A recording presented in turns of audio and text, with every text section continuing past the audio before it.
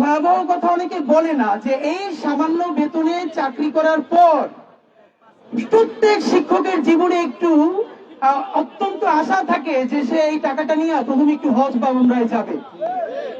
সেই নিজের টাকা, এটা সরকারের টাকা না, যেটা তার বেতন থেকে কাইটে রাখা হয়েছে, সেই পেনশন পাওয়ার জন্য 5 বছর 6 বছর 7 বছর পর্যন্ত তাদের ব্যাংকে ধরা আছে। আরো আফসোস হইল এই যে তাদের কল্যাণ ট্রাস্টে যে টাকাটা থাকে এবং তার নামে যে টাকাটা, সেই সামান্য টাকাটা পাওয়ার জন্য বিরাট অঙ্কের আবার ঘুষ দেওয়া লাগে। বৃদ্ধ মানুষ চিকিৎসা করাবে, সন্তানরা এই যে সামনে ফাইল নিয়ে ঘুরে যে এই টাকাটার পরে চিকিৎসা করাবে। মানে বাংলাদেশ রাষ্ট্রের, এটা অনেকে ছোটবেলায় আমরা শুনতাম বলতো যে শিক্ষকরা নাকি আগে তাদের ছাত্রদেরকে যদি অভিশাপ দিত কষ্ট পেয়ে, তাহলে বলতো যে তোরও যেন আল্লাহ আমার মতো শিক্ষক বানায়।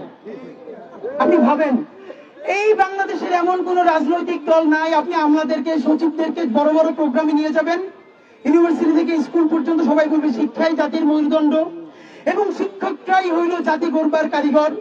আর্মি অফিসাররা বলবেন, মন্ত্রীরা বলবেন, কিন্তু এরপরে গিয়ে কি বলবেন, এই এমপি এই মন্ত্রী যখন উপজেলা একটা মাদ্রাসায় বা কলেজে এমনকি প্রাইমারি স্কুলে ভিজিটে যান, তখন তার টেবিলে 50 আইটেমের নিচে খাবার যদি স্কুল কর্তৃপক্ষ দেয়, তাইলে আগামী 5 বছর তাদের আর কোন দাওয়াতে তারা চান না। এই জন্য আমার গ্রামার জানার দরকার নেই, এগুলো এই সাফারিংস এর মধ্যে দিয়ে আমরা বড় হয়েছি, আমরা দেখতে দেখতে বড় হয়েছি।